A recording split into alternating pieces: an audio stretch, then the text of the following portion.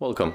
If you want to open apps in the pop-up view on your Samsung Galaxy M51, for the first you have to go for that apps that you will be using. So let's open the YouTube, and I will go also for Google Chrome, Google Maps, and the last one I will take the Gmail.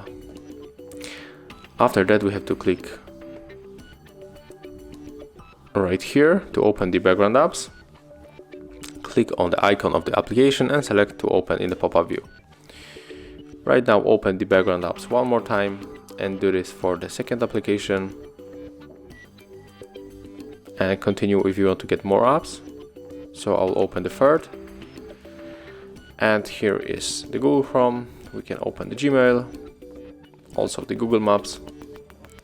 So right now we got 3 apps on the one screen. We can also of course open the third, so it was the YouTube,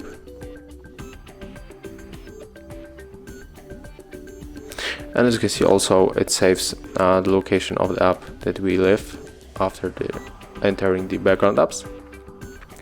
So as you can see here we are able to work with the multitasking for apps, and if you want to close it you can just simply click on the X in the right corner of the screen. So thank you guys for watching, leave thumbs ups, comments and subscribe to our channel.